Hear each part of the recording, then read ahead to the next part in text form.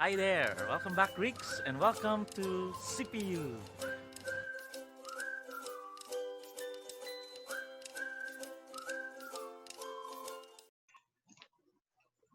Kalimera Greeks, welcome again to another lesson in Greek 101. So I'm your teacher, Sir JV, and are you excited to learn today? I hope that you are ready. Sit back, relax, and enjoy. So our lesson today is more about the third declension, particularly the liquid and the mute stems.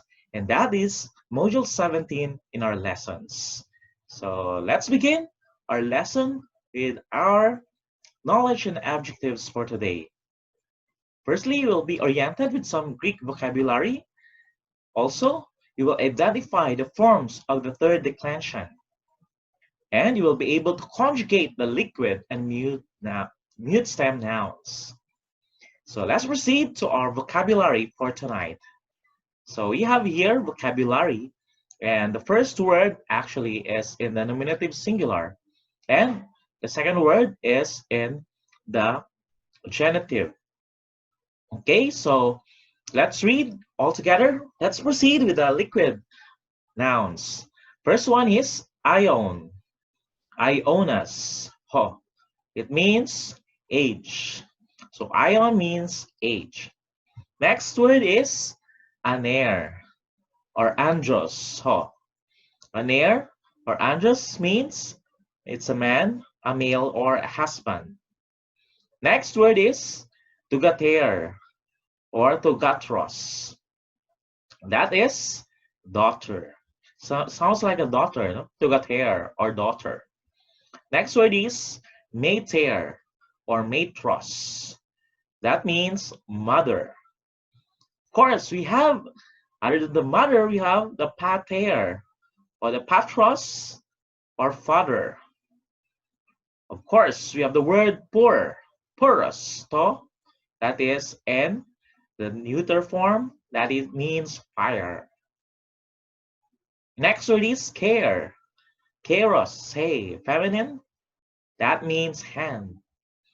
So, arestora care and dextra care, the left and the right hand. Next, we have the word archon and archontos, which means ruler. That is in a masculine. You have also the word gune or gunaikas, the feminine, woman or wife. Next is the word alpis or alpidos, hey, feminine also. That means hope. Nox or noctus, that's feminine. That means night. Pos or podos, that means foot. So care is hand, pos is foot. Next word is sarx or sarcos, that is feminine, which means flesh. Also, we have the word charis, caritos. It means grace. That's for the mutes. And the third part is the other vocabulary. We have also the word angelia. That means message. Of course, we have learned earlier that angelus is a messenger.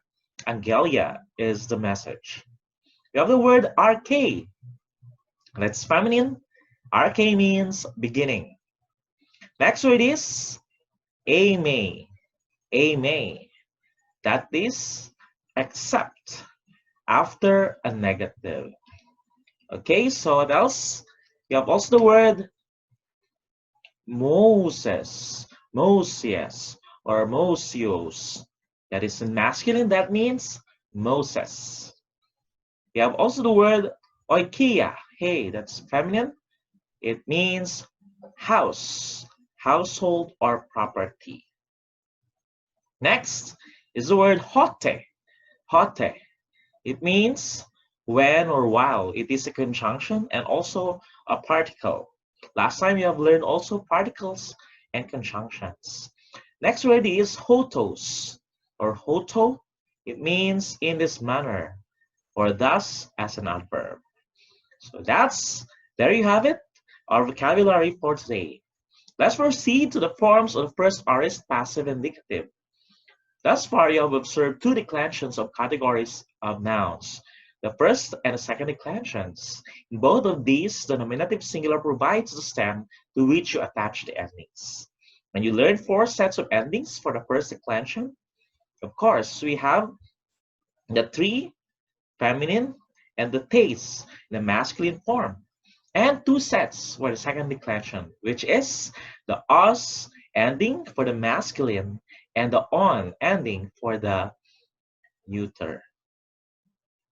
The main difference in these is that in the first declension, the predominant ending vowel sound is an alpha sound, and in the second declension, it is an omicron sound. So that's the difference, alpha in the first declension and omicron in the second declension. The third declension nouns, however, can be categorized in these characteristics, recognized rather. So the first one, a set of endings attached to the stem, which they have in common. And also, the way in which the stem adapts to and changes with the addition of these endings. The endings of all stems of the third declensions are listed below. So let's take a look at the third declension endings. The nominative for the masculine and feminine, in the nominative, you just add the sigma, ending sigma or none. In the vocative, you have the omicron sigma or none. And GA, omicron sigma or os. DLI, just add the iota or iota, the short. In the accusative, you add the ni or alpha, which is short alpha or short A. The plural, the nominative, you add epsilon sigma or S. The same is true in vocative, S. And GA, we have, of course, the very identification in the genitive, ablative, own in the plural, omicron. Del I, we have C. And of course, we have the immovable ni there. That's a short iota. And in accusative, as. That's a short alpha. All right, that's endings for the masculine and the feminine declension, third declension endings. How about in the neuter? For the neutered, the nominative vocative has no ending, the same as in the base form. And in the genitive ablative, you add omicron sigma or os. In the LI, the iota, the short. Accusative, there is none. And nominative vocative, that's alpha, short alpha. And then GA, of course, still omicron on. DLI, C, the same. That is short iota. And accusative alpha, that's just short alpha also. So that's the ending for the new third declension nouns. So unlike the first and second declension nouns, the third declension is usually built in a genitive singular form. So it's usually in the genitive singular form. Thus, in a vocabulary for this and subsequent lessons, the nominative and genitive singular forms are given for the third declension nouns. So earlier in the vocabulary, you can see the nominative as well as the genitive singular forms of the words. You must also know four things in order to form the third declension.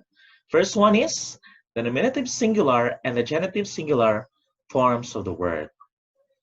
So you should know the first one in our vocabulary is the nominative singular. The second word in each vocabulary is a genitive singular. Secondly, you should also know the gender of the word because the gender will guide you in the endings. If it is masculine and feminine, they follow the same endings, whereas if it is neuter, it follows a different set of endings. Thirdly, you should know how to form the third inflected form in the plural, that is the DLI, because it has different guidelines in that portion, which we will discuss later. And of course, you should know which form to place the accusative singular of masculine and feminine words. So those are the four things that we need to remember in doing the third declension. So the first two of these elements can be found in the vocabulary listing of the word. The third inflected form of the plural changes when the stem of the third declension noun ends in a consonant. That is the result of the combination of the final consonant with sigma, and that of the C ending. So these are the following changes that will occur. The first one, if the stem ends with pi, beta, phi, plus the sigma, those letters will be transformed to psi. Again, what are those letters? We have the pi, beta, phi. So when you add the C, it becomes psi. All right, you get it? How about the stems ending with kappa, gamma, and psi? Plus C, it will become psi. Huh? So kappa, gamma, and chi rather, or chi, plus sigma, it becomes psi. It becomes xi. Okay, so how about for the stems ending with taf, delta, and theta? What shall we do? We shall drop the taf, the delta, and the theta and add the C endings. So later on, we will have examples for that. And the ni. What if the stem ends with ni? That's a liquid noun. So what shall we do? We drop the ni also and just add the C endings. And finally, how about the ni taf? So there are words ending with ni taf. The same rule applies. You drop the ni taf and you add the C in the ending. Note, because two consonants are lost in the case of BT, the preceding vowel lengthens. For example, the example is arkonsi. So in arkonsi, the ending vowel is nominative, new, and taf. That's why there are two vowels that are, by the way, those are two consonants that should be omitted. So what shall we do when we decline it? It becomes arkosi. So the omicron was lengthened by adding the epsilon there. So arkonsi becomes arkosi. All right, so we will discuss, I'll give you an example later for that. So third declension endings, the form used in accusative singular is determined by the following rule. When a masculine or feminine noun stem ends in a dental, that is, the taf, delta, and theta preceded by iota, epsilon, and is not accented in the ultima, in the nominative, use the ni ending. Example, we have the word charis. That's the nominative singular. In the genitive, it is charis, charitos. That's why in accusative singular, what happens to it? It becomes Karen. So the taf there is omitted, and we have the ni ending. In other cases, use the alpha. Example, elpis. That's nominative singular. And it becomes elpidos in the genitive singular. That's why it has delta there. Just all add the alpha. It becomes, in genitive singular, it becomes elpida in accusative singular rather. The vocative form in the singular is either the stem or the same form as the nominative. In the plural, it is always the same as the nominative. Where modal words do not use the vocative singular in the New Testament, this form has been omitted. All right, so there you have it. That's the third declension endings. Let's proceed to the liquid stems. Nouns with a stem ending in one of the liquid consonants ni or ro are mostly masculine with a few feminine. Both masculine and feminine nouns with these ending consonants will be declined like I own in a paradigm below. Find the stem in the genitive singular and add the endings. The ni drops out before C in the third inflected form of the plural. I own plus C becomes IOC. The ro remains and is usually separated by an alpha from the C. The C patrasi in the paradigm below. So let's take a look at the liquid stem. Example here, we have the word I own. What do you mean by I own? That means age. The singular, it is I own. As given earlier, GA becomes ionos. Ionos. In a DLI, so you add the iota, ioni, ioni. And in accusative, you add the alpha, iona. In a plural, nominative vocative, the same, iones, as well as vocative, iones. In the GA, it becomes ionon, ionon. And the DLI becomes IOC, IOC. And of course, in the accusative, ionas. Okay, let's read together the conjugation of the word ion. Begin. Ion, ionos, ioni, iona, iones, ionon, IOC, ionas. Very good. Let's proceed to another kind of liquid noun experiences vowel gradation. This means that one of the stem vowels changes from long to short or even disappears.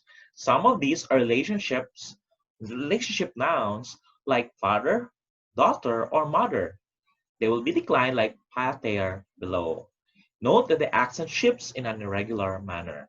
So an example here is pater. What do you mean by pater?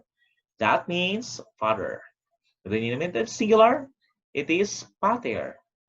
In vocative, it becomes pater. So it's a short, no? It's a short eta or epsilon, short e sound. Then GA becomes patros. DLI, patri. Accusative becomes patera. Nominative, vocative, plural, the same, pateres. GA, pateron. DLI, patrasi. And accusative, pateras. Let's read all together from the nominative all together again. Pater, patros, or okay, let's follow the ambiguity. Pater, pater, patros, patri, patera.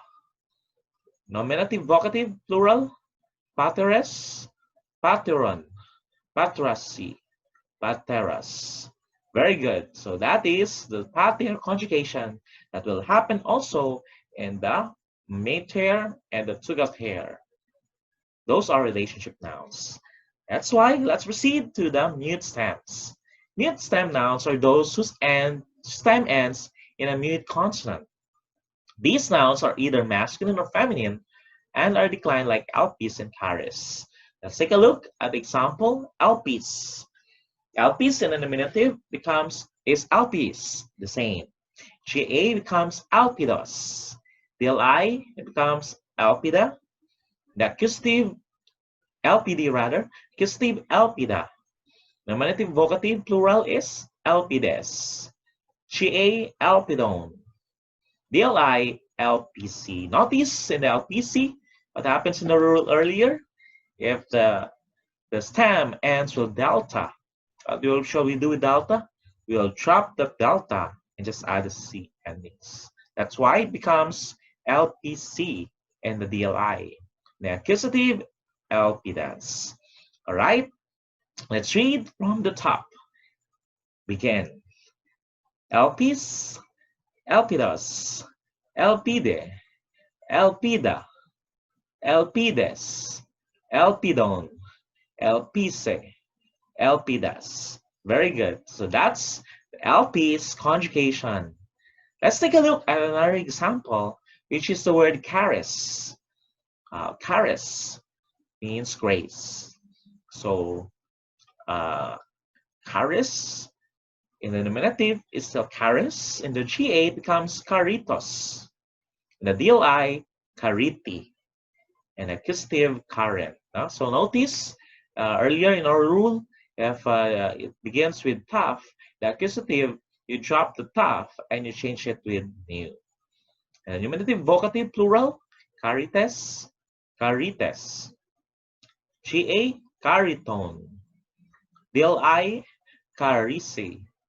Accusative, caritas. Okay, so again, we can see here in the GA, in the DLI, that this word has a T ending in the stem. That's why, what shall we do with a T ending? You drop it and add the C in the ending. That's why caritone, the DLI becomes carisi. All right, let's read caris conjugation from the top. All together, begin. Caris, caritos, carite, carin, carites, caritone, carise, caritas. Very good. So that is an example of a mute stem, caris. Okay, let's practice. Are you ready? Let's try this if you know how to do it. For the liquid stems, of course, the ending is as follows. Sigma, os, iota, va, and then nominative in the plural, s, own, c, as. All right, let's try the word mater. So this is an example of a relationship noun. So in the nominative vocative, it is still mater. And the vocative, so in the vocative, what shall we do? We shorten the long E here becomes a short E, epsilon, becomes mater. GA, matros. DLI, matri. Accusative, matera. Nominative and vocative plural, materes. Materes. In GA, materon. DLI, metrasi. And accusative, materas. Let's read from the top all together. Mater, mater, materos, matros, matri, matera, materes, materes, materon, matrasi, materas. Very good. Let's try another example, which is the word agon. So agon in the nominative is still the same and vocative. Agon, agon, chena, che, agonos. DLI, agony, and accusative, agona. Nominative vocative plural is agones, the same. In GLI, it becomes agonon. So notice here that the ending is the ni. That's why what shall we do with the ni ending? We drop it and add the C ending. So in DLI, it becomes agosi. And accusative, the ni return becomes agonas. So let's read from the top all together. Again, agon, agon, agonos, agony, agona, agones, agones, agonon, agosi, agonas. Very good. So let's proceed to another example. Let's try the archontos example. Archontos, let's begin. Go. By the way, this is archon in the nominative. Archon, vocative is archontos, and GA archontos. DLI is archonti. This is what I'm telling you earlier. And accusative is archonta. In the plural, archontes. Vocative, archontes. GA, archonton. And in DLI, you have noticed here, we have omitted the ni taf there. That's why we lengthen the omega O sound there. So we add an epsilon and add the C endings. So archonton, DLI becomes arcosi, and the accusative archontas. Let's read from the top all together. Begin. Archontas, archontas, archontas, archonti, archonta, archontes, archontes, archonton, arcosi, archontas. Very good. Let's proceed to the last, which are the mute stems. So these, let's take a look at the mute stem. The word sarx or flesh. Let's read the nominative vocative. It's the same, sarx. In GA becomes sarcos. DLI, sarki. Accusative becomes sarka. In the nominative vocative, the same, sarkes. GA is sarcon. DLI is sarki, and accusative sarkas. Let's read all together. From the top, begin. Sarx, sarx, sarkos, sarki, sarka, sarkes, sarkes, sarkon, sarki, sarkas. Very good. So that's the sarx conjugation. Let's try another mute. Have the word thorax. Thorax. So the same in the nominative vocative, that is thorax, but in the GA it becomes thoracos. DLI, thoraki. Accusative, thoraca. Nominative vocative, thoraces. DLI, thoracon. GA rather. DLI, thoraxi. So as you have learned earlier in the rule, there's a kappa there plus the C endings, it becomes psi. That's why in the DLI it becomes thoraxi. In the accusative, thoracas. Let's read all together from the top. Thorax, thorax, thoracos, thoraki, thoraca, thoraces, thoraces, thoracon, thoraxi, and thoracas. Very good. Finally, let's try to conjugate the word gune. That means a woman or a wife. So gune is still the same in the nominative vocative, but in J becomes gunaikos. The DLI, gunaiki. Accusative becomes gunaika. Nominative vocative plural, gunaikes. And the J, gunaikon. Again here, in the DLI, we follow the same rule. You have the kappa ending, that's why kappa plus C becomes psi. DLI becomes gunaiksi. And accusative, gunaikas. Let's read from the top all together.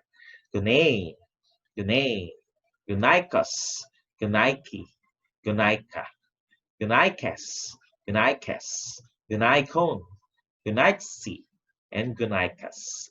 Very good. So there you have it, our third declension, which is the liquid and the mute stems. So for our assignment, kindly answer also our assignment, and that is, okay, so what shall you do?